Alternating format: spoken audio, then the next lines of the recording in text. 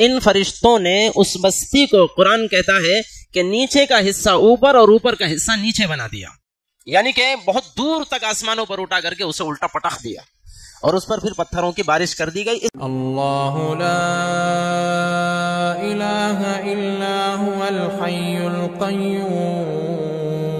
اعوذ باللہ من الشیطان الرجیم، بسم اللہ الرحمن الرحیم۔ وما من دابۃ فی الارض الا علی اللہ رزقها وَيَعْلَمُ مُسْتَقَرَّهَا وَمُسْتَوْدَعَهَا كُلٌّ فِي كِتَابٍ مُبِينٍ۔ صدق اللہ العلی العظیم۔ محترم دوستوں اور بھائیوں،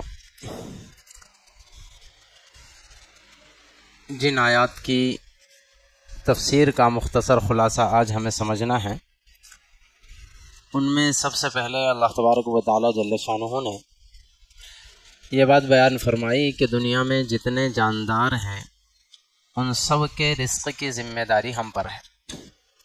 اگرچہ ضمناً یہ بات اس سے پہلے ہمارے درمیان آ چکی ہے۔ جتنے جاندار ہیں، اب وہ جانداروں میں بطور خاص انسان ہیں، پھر جانور ہیں، جانوروں میں چرندے ہوں، پرندے ہوں، بری مخلوق ہے، بحری مخلوق ہے، یہ سارے کے ساروں کی رزق کی ذمہ داری اللہ تعالیٰ نے لے لی ہے۔ وہ الگ بات ہے کہ اللہ تعالیٰ کسی کو سہولت سے کھلائیں گے اور کسی کو کچھ مشقتوں اور مشکلوں کے بعد کھلائیں گے۔ پہلی بات تو یہ۔ دوسرے نمبر پر یہ سمجھنا چاہیے کہ رزق ہمارے اپنے علاقے میں اردو داں لوگوں میں یہ بات مشہور ہے کہ صرف کھانے پینے کو کہا جاتا ہے۔ ایسی بات نہیں۔ رزق کا تعلق انسان کی ہر ضرورت کے ساتھ، جیسے مثال کے طور پہ اگر ہم دیکھیں تو اندازہ لگے گا اللہ تعالیٰ نے ہمیں پالنے کا کیسا خوبصورت نظام بنایا ہے۔ ہم ماں کے پیٹ میں تھے، خدا تعالیٰ ہمیں وہاں بھی رزق پہنچا رہا تھا، خدا ہی کی قدرت۔ اور جیسے ہم دنیا میں آئے تو اللہ تعالیٰ نے ایک نہیں دو راستوں سے ہمارے لیے رزق کا انتظام کیا، اور ایسے رزق کا انتظام کیا کہ وہ اس وقت بچے کی صحت کے لیے سب سے زیادہ فائدہ مند ہوتا ہے، اس سے زیادہ فائدہ دنیا کے کسی اور رزق میں نہیں ہے۔ تو بہرحال ایک تو کھانا پینا ہے، اسے بھی رزق کہا جاتا ہے، اور کسی کو کپڑوں کی ضرورت ہو تو اس ضرورت کی تکمیل بھی رزق میں شامل ہے۔ شادی بیاہ کے موقع بھی رزق میں شامل ہے۔ ہاں، وہ بات الگ ہے کہ اللہ تبارک و تعالی کبھی کبھار انسان کی اپنی نااہلی کی وجہ سے مشقتوں میں مبتلا فرماتے ہیں، تفصیل کا موقع نہیں، اور بعض مرتبہ اللہ تبارک و تعالی کسی کا امتحان ہی لینا چاہتے ہیں، اس لیے مشکلات دیتے ہیں، وہ الگ بات ہے۔ باقی اللہ تعالیٰ نے رزق کی ذمہ داری لی ہے۔ آگے اللہ تبارک و تعالیٰ نے انسان کی ایک عام صفت بیان فرمائی ہے کہ عام طور پر انسانوں کی یہ صفت ہوتی ہے کہ جب پہلے اگر کسی انسان کا حال ایسے ہو کہ پہلے مصیبتوں میں رہا ہو، اس کے بعد اسے سہولتیں میسر آئی ہو، تو پھر ایسا انسان اب سہولتوں میں آنے کے بعد اللہ کا شکر ادا کرنے، اللہ کے سامنے جھکنے کے بجائے تکبر اختیار کر لیتا ہے، اور یہ سمجھتا ہے کہ یہ سہولتیں اور مال و دولت گویا کہ میرے اپنے اختیار سے انسان کے پاس آئی ہے۔ اور اللہ تعالیٰ فرماتے ہیں کسی کا حال اگر اس کے برعکس ہو جائے، پہلے سہولتیں تھی، اس کے بعد اللہ تعالیٰ مصیبتیں دے دیں، تو پھر بندہ اللہ تبارک و تعالیٰ کی شکوہ شکایات کرتا ہے اور پھر ہر دھرمی پر اتر آتا ہے۔ ایسا بھی نہیں ہونا چاہیے۔ اللہ تعالیٰ نے اس رویے کو ناپسند کیا۔ اللہ کی جانب سے تعلیم یہ ہے کہ بندہ ہر حال میں اللہ تبارک و تعالیٰ سے راضی رہے، خوشحالی میں بھی اللہ سے راضی اور بدحالی میں بھی اللہ تبارک و تعالیٰ سے راضی رہے۔ اور بطور خاص اللہ تعالیٰ نے فرمایا تھا کہ اے نوح، ہم تجھ کو، مسلمانوں کو اور تیرے اہل و عیال کو آنے والے عذاب سے بچا لیں گے۔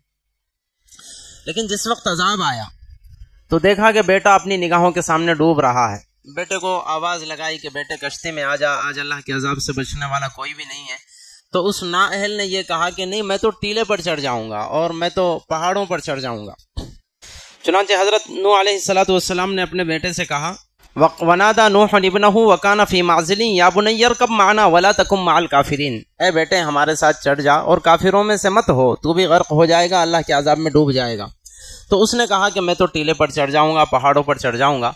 اتفاق سے جب وہ ڈوب رہا تھا حضرت نوح علیہ السلام کے سامنے، تو حضرت نوح علیہ السلام نے ندا لگائی اللہ تبارک و تعالیٰ سے اور یوں کہا کہ وَنَادَى نُوحٌ رَبَّهُ فَقَالَ رَبِّ إِنَّ ابْنِي مِنْ أَهْلِي وَإِنَّ وَعْدَكَ الْحَقُّ وَأَنْتَ أَرْحَمُ الرَّاحِمِينَ، حضرت نوح نے کہا کہ باری تعالیٰ آپ کا وعدہ ہے کہ آپ مجھے میرے اہل و عیال کو اپنے عذاب سے بچا لیں گے، یہ دیکھیے میرا بیٹا ڈوب رہا ہے جو کہ میرے اہل و عیال میں سے ہے، اسے بچا لیجئے۔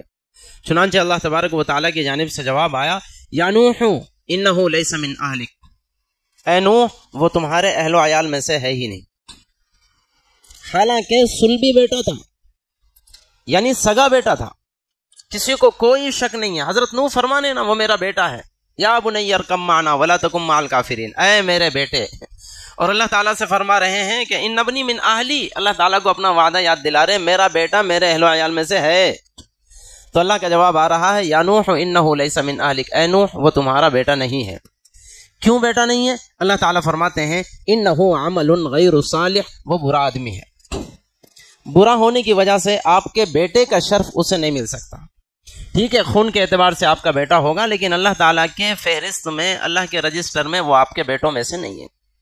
اس سے ہمیں ایک اہم ترین سبق ملتا ہے دوستوں اور بزرگوں، وہ یہ کہ ایک طرف رشتہ داری ایمان کی ہے، دیکھیں ایمان کی وجہ سے ہم سب ایک دوسرے کے بھائی ہیں، ہے نا۔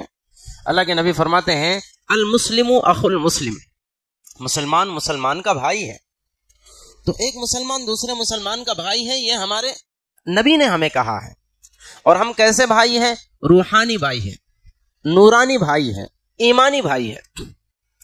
اور ہمارا یہ جو خونی بھائی ہوتا ہے اس کے ساتھ ہمارا بھائی ہونے کا تعلق ہوتا ہے، وہ بھی ہمارا بھائی ہے، لیکن اس کے ہمارے بھائی ہونے میں تعلق، رشتہ اور ناتا اور واسطہ ہمارے والدین کا ہے۔ والدین ایک ہونے کی وجہ سے وہ ہمارا بھائی بنا۔ اور یہاں ایمانی بھائی محمد الرسول اللہ صلی اللہ علیہ وسلم کے واسطے کی وجہ سے ہمارا بھائی بنا۔ اب ہمیں سمجھنا چاہیے ایمانی بھائی کی حیثیت کیا ہوگی، وہی ہوگی، تفصیل کا موقع نہیں، دو جملے کہوں، ایمانی بھائی کی صلبی بھائی کے مقابلے میں، ایمانی بھائی کی خونی بھائی کے مقابلے میں وہی حیثیت ہوگی جو حیثیت ہماری نگاہوں میں محمد الرسول اللہ کی ہمارے والدین کے بارے میں ہے۔ جو حیثیت ہمارے نگاہوں میں اللہ کے رسول کی ہے والدین کے مقابلے میں، وہی حیثیت ایمان والے بھائی کی ہونا چاہیے خونی رشتے کے بھائی کے مقابلے میں۔ ہاں پھر اگر ہمارا خونی رشتہ دار، خونی بھائی ایمان والا بھی ہے، پھر خونی بھائی ہے بھی ہے، تو پھر اس کا رشتہ ڈبل ہو جاتا ہے، اس میں کوئی شک کی گنجائش نہیں، وہ بھی ہمارا ڈبل بھائی بن گیا، خونی بھائی بھی ہے، ایمانی بھائی بھی ہے۔ لیکن فی نفسی ہی ایمانی بھائی کی حیثیت کو ہمیں سمجھنا چاہیے، ایمان کی وجہ سے، اللہ رسول کی وجہ سے ہم ایک دوسرے کے بھائی بنتے ہیں۔ خلاصہ یہ کہ جب بھائی بن جاتے ہیں تو ایک دوسرے کا برا ہمیں نہیں سوچنا چاہیے، ایک دوسرے کے خلاف ہمیں حسد، جلن، بغض، کینہ، کپٹ نہیں رکھنا چاہیے، اس کی بہت زیادہ کمی ہے۔ اللہ ہمیں توفیق نصیب فرمائے۔ آگے اللہ تبارک و تعالیٰ نے حضرت ابراہیم، اصل میں اس بارے میں اکثر و بیشتر انبیاء علیہ السلام کے قصے ہی ہیں، ان سے کچھ نصیحت ہمیں ملتی ہے۔ حضرت ابراہیم علیہ السلام کا قصہ بیان فرمایا۔ حضرت ابراہیم بوڑھے ہو چکے تھے، آپ کی بیوی بھی بوڑھی ہو چکی تھی۔ دو فرشتے اللہ کے حکم سے حضرت ابراہیم کے پاس آئے اور انسانی شکل میں آئے۔ حضرت ابراہیم علیہ السلام نے انسان سمجھا اور ان دو مہمانوں کے سامنے بھنا ہوا گوشت لا کر کے رکھا، لیکن تھوڑی دیر حضرت یوسف نے دیکھا تو وہ مہمان گوشت کھانے کے بجائے ان کے ہاتھ میں ایک چھڑی تھی، اس چھڑی کے ذریعے سے گوشت الٹ پلٹ کر رہے تھے، کھا نہیں رہے تھے۔ حضرت یوسف انسانی تقاضے کے پیش نظر خوف کھائے اور یہ سوچنے لگے کہ ان کا کوئی غلط ارادہ تو نہیں ہے، غلط نیت لے کر کے تو نہیں آئے۔ چنانچہ اس خوف کو دیکھ کر کے ان دو فرشتوں نے پھر اطلاع دی اور یوں کہا کہ اللہ کے نبی، ہم انسان نہیں ہیں اس لیے کھاتے پیتے تو نہیں، البتہ اللہ تعالیٰ نے ہمیں آپ کے پاس بھیجا ہے، ہم اللہ کے فرشتے ہیں اور آپ کے پاس بھیجا ہے آپ کو ایک خوشخبری دینے کے لیے۔ کیا خوشخبری دینے کے لیے؟ فرشتوں نے کہا کہ اللہ تبارک و تعالیٰ آپ کو ایک بیٹا دینا چاہتے ہیں، اس بیٹے کا نام اسحاق ہوگا، پھر اس اسحاق کو ایک بیٹا دیں گے، اس کا نام یعقوب ہوگا۔ بیٹے کی بھی اطلاع دی اور پوتے کی بھی اطلاع دی۔ تو یہ سارا واقعہ، یہ گفتگو چل رہی تھی، سو حضرت ابراہیم علیہ السلام کی زوجہ محترمہ پردے سے اندر سے سن رہی تھی۔ انہوں نے زور سے چیخ لگائی اور یوں کہا کہ اے اللہ، ہمیں اس وقت کیسے بیٹا ہوگا جبکہ میں بھی بوڑھی ہو چکی ہوں اور میرے شوہر محترم حضرت ابراہیم بھی بوڑھے ہو چکے ہیں۔ فرشتوں نے تسلی دلائی اور یوں کہا کہ آپ کو گھبرانے کی ضرورت نہیں ہے، اللہ تبارک و تعالیٰ کا یہی فیصلہ ہے اور اللہ تعالیٰ قادر مطلق ہے، جو کرنا چاہتے ہیں سو کریں۔ چنانچہ وہ فرشتے دو یہاں سے اٹھے اور پھر حضرت لوط علیہ السلام کے پاس گئے۔ چند دن پہلے بھی حضرت لوط کی قوم پر عذاب کا قصہ ہمارے سامنے آیا، اور وہ بڑے خوبصورت شکل میں آئے تھے فرشتے. اور اس سے پہلے ہمارے درمیان بات آئی کہ حضرت لوط علیہ السلام کی قوم بہت زیادہ گھناؤنے جرم میں مبتلا ہو چکی تھی، ہم جنس پرستی میں، مرد کے ساتھ بدفعلی کیا کرتے تھے. اور جب یہ دو فرشتے نوجوان ہیں، بہت خوبصورت ہے، حضرت لوط علیہ السلام کے پاس گئے تو حضرت لوط بہت زیادہ پریشان ہوئے اور ان دونوں مہمانوں کو چھپانے لگے، کہیں ایسا نہ ہو کہ میری قوم کو پتہ چل جائے کہ دو نوجوان خوبصورت میرے پاس آئے تو ان پر ٹوٹ پڑے. چنانچہ اتفاق ایسا ہوا کہ قوم کو اطلاع بھی مل گئی، قوم دوڑی ہوئی حضرت لوط علیہ السلام کے گھر آ گئی. حضرت لوط علیہ السلام نے اس وقت اپنی قوم سے کہا کہ میری قوم، یہ میری بیٹیاں ہیں، اگر تم چاہو تو ان کے ساتھ میں تمہارا نکاح کرا دیتا ہوں، لیکن میرے مہمانوں کے سامنے مجھے رسوا مت کرو، ذلیل مت کرو. لیکن ان لوگوں نے ڈھٹائی کے ساتھ بے شرمی سے جواب دیا کہ لوط تم تو جانتے ہو ہمارا نیچر کیا ہے. یہی جملے انہوں نے کہے، ہماری چاہت کیا ہے آپ جانتے ہیں، اور ہم کو آپ کی بیٹیوں سے کوئی تعلق نہیں ہے، کچھ لینا دینا نہیں ہے، ہم کیا چاہتے ہیں وہ تو آپ جانتے ہیں.